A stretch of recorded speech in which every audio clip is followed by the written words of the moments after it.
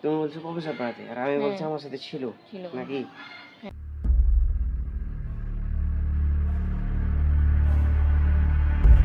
আসো কিছু মানে তোমার ওখানে দেখি।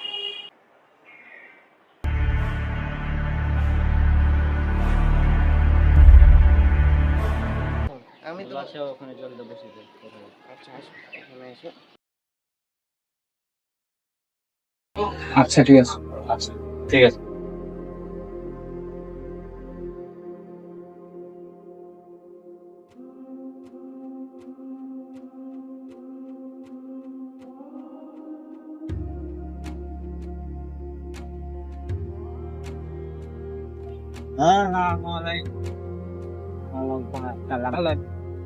আলহামদুলিল্লাহ। আচ্ছা এখন যাবি না পরে যাবি? পরে আর একটু যাবো, এখানে যাবো। রিক্সা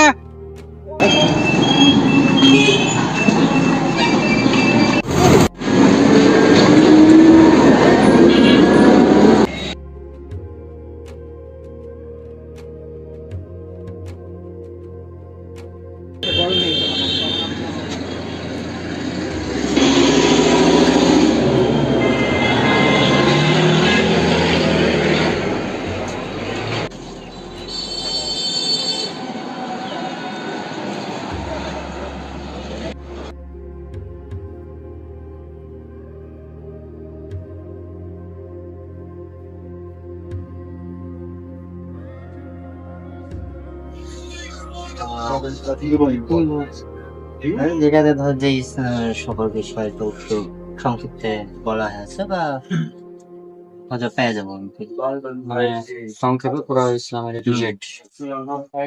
হ্যাঁ হিসেবে যদি দেখি ইসলাম একমাত্র দিন। আমরা যদি এর মধ্যে এটার ভিতরে দেখি কি কি আছে ওগুলো তো বলা যাবে। এটা অবশ্য কম্পারেটিভ রিলিজিয়নের উপর সম্ভবত মনে হচ্ছে। এখানে ইসলাম কেন সত্য মানে প্রমাণ করা হয়েছে। মানে এটা ইসলামের রিজেক্ট পাওয়া যাবে না, তবে ইসলামের প্রমাণ এটা পাওয়া যাবে। তাহলে আমরা কাজ করতে পারি, ওনাকে জিজ্ঞেস করতে পারি লাইব্রেরিয়ানকে এখন কি বই আছে। তোকে কি করছে ওদের? বই পড়ছে। এখন কি বই পড়ছে? পোশাক ও পর্দাত।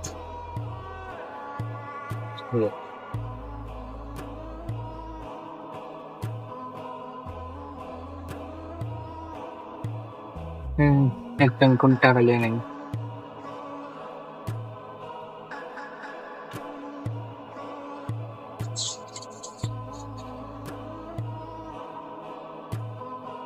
হ্যাঁ তো তো সেফ জায়গা নিয়ে আপনার ছিল তাই না? এটা একটা বই বুঝতে পারবেন না। ইয়াজুল মাজিদ যেটা শেষ জামানে আসবে, এটা একটা ভালো হতে পারে। আরো আছে, তারপরে আমরা আর একটা বই দেখতে পারি ইসলাম সম্পর্কে আমাদের জানা অজানা।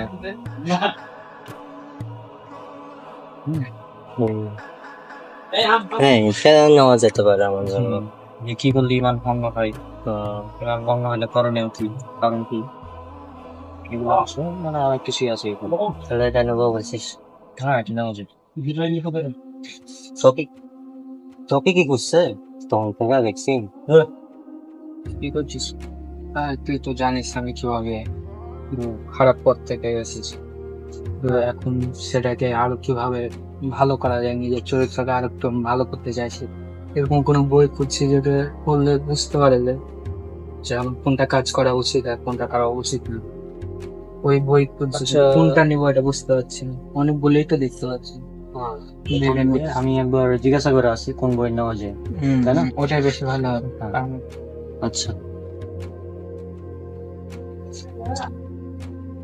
আমার বন্ধু, হ্যাঁ মানে উনি হচ্ছে আগে খারাপ ছিল খুব, এখন ভালো পথে আসতে চাইছে। তো মোটামুটি হচ্ছে এটাকে আরো উন্নত করতে চাচ্ছে, তো এই জন্য আমাদের কোন বই পড়া উচিত? শুকরিয়া, জাযাকাল্লাহ খায়ের। আল্লাহ সুবহানাহু ওয়া তাআলা আমাদের ভাইটিকে দ্বীনের পথে কবুল করুন, আল্লাহ পাবে। আমরা একটা ছোট্ট ঘটনা 1 মিনিটের ভিতরে শেয়ার করবো, আশা করছি ইনশাআল্লাহ। একটা বই একজন ইঞ্জিনিয়ারের রুমে ছিল। তো সে বইটা 2019-এ করোনার সময়তে সে বাসায় চলে যায় 3 মাসের ছুটিতে। তো ছুটিতে যাওয়ার পরে এক পর্যায়ে দেখা গেল 3 মাস পর অথবা 4 মাস পর যখন সে বাসাতে আসলো, আসার পরে এক পর্যায়ে তার বন্ধুকে দেখলো একই রুমমেট, সুন্দরভাবে সে দাড়ি রেখেছে মাশাআল্লাহ, মাথায় টুপি, পাঞ্জাবি, খুব সুন্দরভাবে দিনের পথে এসেছে, দিনকে এক কথায় পূর্ণভাবে মানার চেষ্টা করছে, পরিপূর্ণভাবে। তো এক পর্যায়ে দেখা গেল যে তাকে জিজ্ঞেস করা হলো যে কোথায়, কোন উৎস থেকে তুমি এই কাজটা গ্রহণ করলে, তোমাকে কোথা থেকে এই দিনের পথে আসা সহজ করলে? তখন সে বলল যে তোমার টেবিলে রাখা যে বইটা ছিল সে বইটা হচ্ছে এটা, বেলা ফুরাবার আগে। তো আমরা চাই আমাদের শ্রদ্ধেয় ভাই এই বইটা আরও পড়বে। এভাবে আমরা আমাদের দর্শক শ্রোতাদেরকে বলবো যে বা যারা এই ভিডিওটা দেখছে, এই বইটা অনেক ভালো মানের একটা বই, অনেক ভালো মানের একটা বই। দিনের পথে আসার জন্য শত শত এরকম রিভিউ আছে আমাদের ইখলাস লাইব্রেরিতে। এই বইটা আমরা তাদেরকে পড়ার জন্য রিকোয়েস্ট করবো, দিনের পথে আসার জন্য অন্তত। এরপরে আরও অসংখ্য বই আছে, একাধিক বই আছে, তাওহীদ বিষয়ে আছে, তারপরে শিরক বিদাতের বিষয়ে আছে, এগুলো তো জানা জরুরি আছে। তবে আত্ম উন্নয়নমূলক মোটিভেশনাল বই হিসেবে অনেক সুন্দর ভালো মানের বই দিনের পথে আসার জন্য এই বইটা। তাহলে আমি এই বইটা তাকে মানে গিফট করবো, এটা ভালো হবে। শুকরিয়া, জাযাকাল্লাহ খাইর, ইনশাআল্লাহ। অভিক আমি একটা বই খুঁজে বের করি, খুব ভালো হবে। এবং আমাদের লাইব্রেরির পক্ষ থেকেও দেখা যাচ্ছে বইটা আমরা বলা যেতে পারে আমাদের ভাইটিকে হাদিয়ার স্বরূপ হিসেবে আমরা শেয়ার করলাম ইনশাআল্লাহ। জাযাকাল্লাহ খাইর। আমরা চাই দিনের পথে আমাদের ভাইরা আসুক, দিনমুখী হোক, লাইব্রেরি সম্বন্ধে তারা আরো উপকৃত হোক, লাইব্রেরি থেকে বই নিয়ে আলহামদুলিল্লাহ, এটাই আমরা কামনা করি। জাযাকাল্লাহ খাইর। আচ্ছা ভাই, অনেক শুকরিয়া, জাযাকাল্লাহ খাইর। আল্লাহ তোমাদের সবাইকে ভালো রাখুক, সাথে সাথে আমাদেরকে ঈমান আমলের সাথে রাখুক। আস্তাগফিরুল্লাহ দীনাকুম ওয়া আমানাতাকুম খাওয়াতিন আলাইকুম।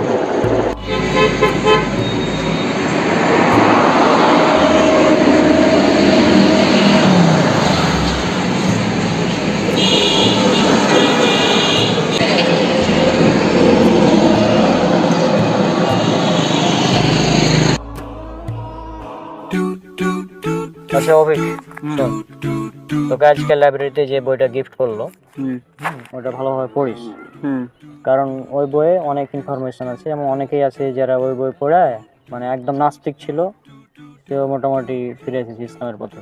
হ্যাঁ, একবারে নাস্তিক বললেও না, মানে যারা ধরে নামাজ টামাজ পড়ে না। হ্যাঁ, যদি গত বছর তোকে আমি নামাজের কথা বলেছিলাম, মনে আছে কি? সৃষ্টি। আচ্ছা, তোর সাথে একটা বিষয় কথা ছিল, তুই কি নামাজটা নিয়মিত পড়ছিস নাকি? না রে বন্ধু, নিয়মিত পড়া হচ্ছে না, মাঝে মধ্যে মন চাইছে না যেতে। এখন এটা তোমার দায়িত্ব, তুই যেহেতু আমার বন্ধু, বেস্ট ফ্রেন্ড, তাই না? অনেক হাদিসে নামাজের গুরুত্ব সম্পর্কে রয়েছে এবং পবিত্র কোরআন একটা আয়াত আছে, এটা পবিত্র কোরআনের সূরা মুদাসসির সূরা নম্বর ৭৪ আয়াত ৪২ এবং ৪৩। আল্লাহ সুবহানাহু ওয়া তাআলা বলছেন, সেদিন অপরাধীদেরকে জিজ্ঞেস করা হবে যে কিসে তোমাদেরকে জাহান্নামে নিক্ষেপ করলো? অপরাধীরা বলবে, আমরা সালাত আদায়কারীদের অন্তর্ভুক্ত ছিলাম না, অর্থাৎ আমরা নামাজ পড়তাম না। তাহলে আমরা কি পেলাম? যে জাহান্নামে যাওয়ার প্রধান কারণ হচ্ছে নামাজ না পড়া। তো যা হোক, ওটা বইটা পড়লে অনেকটাই ভালো হবে। আর আগে আমরা যা ছিলাম, এখন আলহামদুলিল্লাহ অনেকটাই আমরা চেঞ্জ হয়েছি আগের চাইতে, তাই না? হ্যাঁ, আগের কথাগুলো মানে মনে করলেই কেমন লাগে। অভিক তো 1 নম্বরের নাস্তিক ছিল।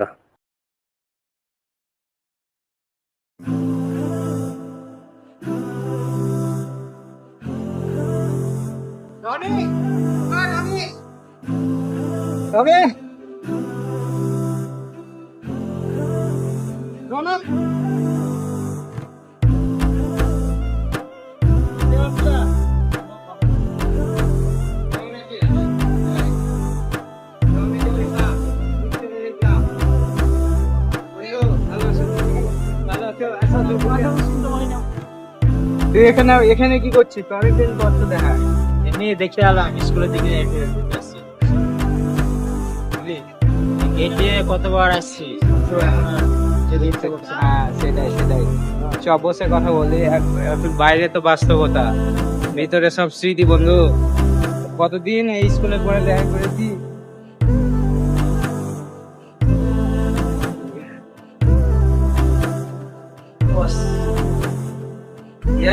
তোর কি অবস্থা, করে থাকছিস? এটা কতবার ঢুকেছি, আজকে আর যেতে ইচ্ছা হচ্ছে না। সেটাই সেটা বলেছিস, জায়গা বদলে না, কিন্তু মানুষ বদলে দেবে সব আসলে যাই হোক, এই স্কুলে আমরা কবে এসেছি কিন্তু আজ অন্যরকম লাগছে। রনক, তুই এখনো ধর্ম নিয়ে এত সিরিয়াস কেন? আমি ধর্ম তো আগে বাপ দাদা মুসলিম ছিল এই জন্য পালন করতাম, এখন আমি নিজে জেনে বুঝে তারপর সেটা পালন করি। আগে জানতিক না? না, আগে তো বাপ দাদা সেটা করতো সেটাই করতাম, এখন নিজে জেনে বুঝে কাজ করি। অনেক তো কি অবস্থা, নামাজ টামাজ পড়তেছি না। আমি মুসলিম কিন্তু নামাজ পড়ি না, মাঝে মাঝে খারাপও লাগে। কমপক্ষে তুই তো হিপোক্রেট না, আমি তো বলেই দিই আমি একদমই মানি না এগুলো সব ভয় দেখানো নিয়ে মানুষের জীবনকে ভয়ের মধ্যে রেখে কাজকর্ম করছে। আচ্ছা, এগুলো ভয়ের কথা তাই না? সে আমাদের দেশে তো আইন আছে আছে কিছু ভয় না থাকলে তারা দেশের আইনকে মানতে, সেটা বলতাম না। এখন যদি একজন মহাবিশ্বে যদি একজন স্রষ্টা থাকেন আর তিনি যদি কোনো আইন না রাখেন, তাহলে কি এটা টেনশন? আমি জানি ঠিকঠাকই, কিন্তু মন টানে না। মন তখনই টানবে যখন আমরা ইসলাম সম্পর্কে ভালোভাবে জানার চেষ্টা করি। যদি আমরা না জানি আমরা তো করবো না। তাহলে আল্লাহ কি আমাকে ঘৃণা করে? না, আল্লাহ তো বলছেন তিনি তার বান্দাদেরকে ভালোবাসেন। এখন আমরা যারা ইসলাম সম্পর্কে জানার চেষ্টা যদি করি, তাহলে আল্লাহ আমাদেরকে আরো বেশি ভালোবাসেন।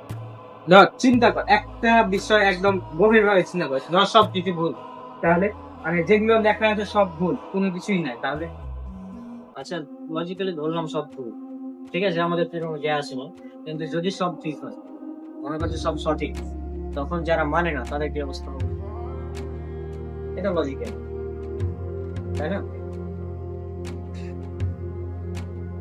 ইসলাম অন্ধবিশ্বাস শেখায় না, ইসলাম কিন্তু মানুষকে প্রশ্ন করতে বলে, হ্যাঁ, যে এটা কেন হলো, কিন্তু কোনো কারণে অহংকার করতে শেখায় না। আমাদের উচিত ইসলামকে জেনে আমাদের না জেনে মানুষ। এটা কি আসলে ইসলামে বলা আছে নাকি তুই বানিয়ে বলছিস, নাকি লোকজন বানিয়ে বল? না, এটা ইসলামে আসলে বলা আছে। যেমন আমি একটা উদাহরণ দিই, কোরআন মাজিদ সর্বপ্রথম যেটা সূরা নাজিল হয় সেটা হচ্ছে সূরা আল আলাক, 96 নম্বর সূরা। যা প্রথম শব্দটা নাজিল হয়েছিল কি ইকরা, মানে পড়ো পড়ো।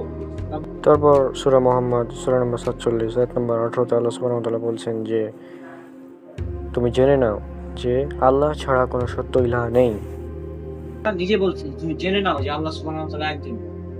আগে জানতে হবে তারপর মানতে হবে। আমি না জানি তার মানতে হবে আমরা। এটা একটা জিনিস না জানি সেটা কি মানা সম্ভব? তবে যাই, ইসলামে এটা বলাই আছে আমাদের আগে জানতে হবে তারপর মানতে হবে। আমি তো জানতাম না এর আগে, এখন জানি তাই মেনে চলি। আজ মাগরিবটা পড়বো। আমি এখনো মানে না, কিন্তু এখন আর হাসি ঠাট্টা করলাম, হাসি ঠাট্টা করে উড়িয়ে দিব। সমস্যা নাই, ইনশাল্লাহ সেদিন বেশি দূরে নয় যেদিন তুই নিজে এগুলো মানবি এক সময়। চেষ্টা কর, আমি তো ছিলাম তোর মতো এক সময়, জানিস তো তুই। খালি এটা কোনো ব্যাপার না, ইনশাল্লাহ দেখা যাক। আল্লাহ, আমরা হেদায়েত তো মানুষের হাতে, আল্লাহ যাকে চান তাকে হেদায়েত দেন। তো বিষয়টা আমাদের ভাবতে হবে। হ্যাঁ, আসলে ওটা তো মানে লজ্জার কথাগুলো মানে ওটা মানে ও নিজেকে অনেক জ্ঞানী মনে করতো, তাই না? এখন ওগুলো ভাবলে লজ্জা লাগে।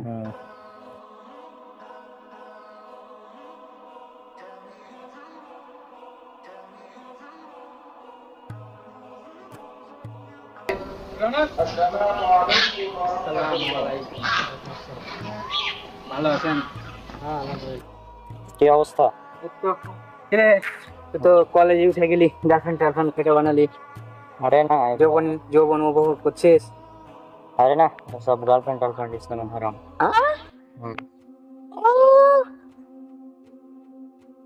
কত একবারে সাধু পেলে তুমি। ও ভাই, কি হয়েছে? মানে কি বুঝলাম না, এখন ইসলামে এটা হারাম তো আমি এটা কেন করবো? কেন হারাম?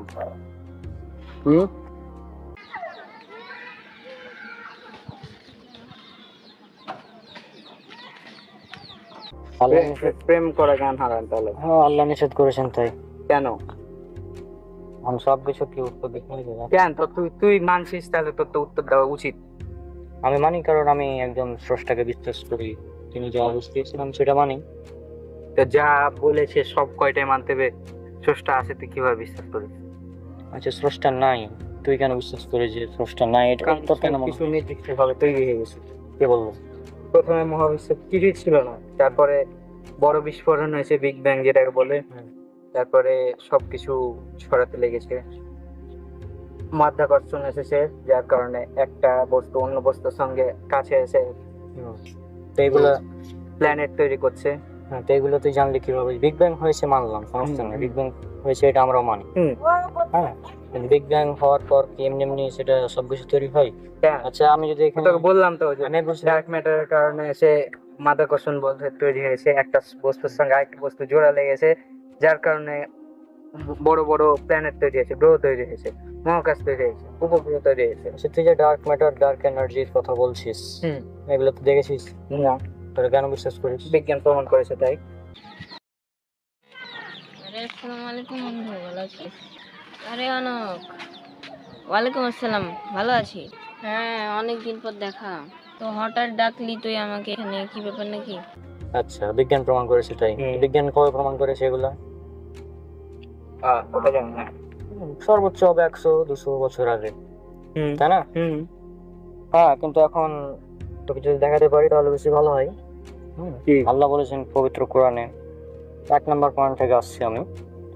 পবিত্র কোরআনে আল্লাহ বলছেন এই মহাবিশ্বে মানে এক সময় কিছুই ছিল না, পরবর্তীতে আল্লাহ সুবহানাহু ওয়া তাআলা মানে যেটা বলছেন এক্সাক্ট আয়াতটা আমি বলি, সূরা আম্বিয়া। আয়াতটা আমাকে মাথা ঝামেলা লাগাস না তুই, আচ্ছা, আয়াতে গেলে তো আয়াতে আমি যাচ্ছি না, আমি জাস্ট বলি মেসেজটা, তারপরে এটা কোথায় আছে আমি বলছি। তো আল্লাহ যেটা বলছেন কোরআন মাজিদে, সূরা আম্বিয়া সূরা নাম্বার 21 আয়াত নাম্বার 31, এখানে 30, হ্যাঁ এখানে আল্লাহ বলছেন যে এই মহাবিশ্বের সবকিছু এক সময় একসাথে মিশে ছিল, অতঃপর আল্লাহ বলছেন আমি ভাগে পৃথক করে দিলাম। বিগ ব্যাং কি বলছে? সবকিছু একসাথে ছিল, পরবর্তীতে একটা বিস্ফোরণের মাধ্যমে পৃথক হয়ে গেল। বিজ্ঞান বলছে একা একা মানে এটা হয়ে গেছে, কিভাবে হয়েছে কে করেছে জানি না উত্তর, কিন্তু আল্লাহ বলছেন যে আমি ভাগে পৃথক করলাম। তাহলে কোনটা বেশি সঠিক? হ্যাঁ তোকে একটা গুরুত্বপূর্ণ একটা খবর দেওয়া ছিল, যে আমি কি বলে শ্যাডো, কিছু বলিনি গাইস, আপনারাও কিছু শুনেননি, কিছু বলিনি। আচ্ছা যাই কিছু বাদ দেন। আচ্ছা মানলাম একটা আয়াত না হলে মিলেই গেল, একটা মিললো দুটো মিললো মানলাম, ঠিক আছে, কিন্তু তুমি এভাবে অন্ধভাবে একদম বিশ্বাস করে নিবি, তা কি মানা যায়? এটা অন্ধবিশ্বাস কিভাবে বলছিস তুই? আমি প্রথমে দেখলাম যে বিজ্ঞান বলছে এটা বিগ ব্যাং এর মাধ্যমে হয়েছে, কারণ আমি কোরআন খুলে দেখছি যে এটা তো কোরআনেই আছে আগে থেকে। তো এটা অন্ধবিশ্বাস কিভাবে হয়? যে সময় কোনো মহাকাশে স্পেসশিপ পাঠানোর মতো অবস্থা ছিল না, কোনো সায়েন্টিস্ট ছিল না অত ভালো ভালো, হ্যাঁ কেউ আবিষ্কার করতে পারেনি। তা একটা দুইটা কথাতে কি পুরো কোরআনকে আমি ফলো করতে লাগবো? তোর কি মনে হয় কোরআনে মাত্র একটা দুটো সায়েন্টিফিক মিরাকেল আছে? কয়টা আছে? আমার তো রিসার্চ অনুযায়ী কয়েক হাজার হবে। হ্যাঁ এখন আমি যদি বলতে শুরু করি একটার পর একটা, যেমন তোকে উদাহরণ দিই, হ্যাঁ আমি তোকে একটা উদাহরণ দিচ্ছি, হ্যাঁ বল, তোকে পেন রিসেপ্টর বুঝিস? পেন রিসেপ্টর না, কি বুঝবি কিভাবে? সায়েন্সের স্টুডেন্ট হলে ঠিকই বুঝতি। আচ্ছা তো তোর বড় ভাই রনক ভাই এলো না কেন বলতো? ও রনক ভাইয়া তো টকি ভাই আর মাইনুল ভাইয়ের সাথে আছে। ও আচ্ছা আচ্ছা, ওরা ওর বন্ধু এসছে তো ওই জন্য বাড়িতেই আছে, এখানে আসেনি। আচ্ছা বুঝতে পারছি। আমি এটা কি ছিল তোকে লাগছে হ্যাঁ এলাকার কারণ কি? নিউরন আছে শরীরে, পেন রিসেপ্টর। Pen receptor. আগে মানুষ মনে করতো যে মানুষের মস্তিষ্ক ব্যথা অনুভব করে, কিন্তু এখন আমরা জানি বিজ্ঞান প্রমাণ করেছে যে মানুষের ত্বকের ভিতরে একটা মানে অঙ্গাণু আছে যেটাকে বলা হয় পেন রিসেপ্টর। তো সায়েন্স প্রমাণ করেছে খুব সুন্দরভাবে। আর যখন দেখবি অনেক রোগী আছে হাসপাতালে পুড়ে যায়, অনেকে পুড়া থাকে না, আগুনে পুড়ে গেছে, তো আগুনে পুড়লে পেন রিসেপ্টর নষ্ট হয়ে যায়, আগুনে পুড়লে পেন রিসেপ্টর নষ্ট হয়ে যায়। তারপর হচ্ছে যে ডাক্তার তাকে খোঁচা দিতে থাকে যে কাজ করছে কিনা, যদি রোগী নড়াচড়া করে তাহলে ডাক্তার খুশি হয়। কেন?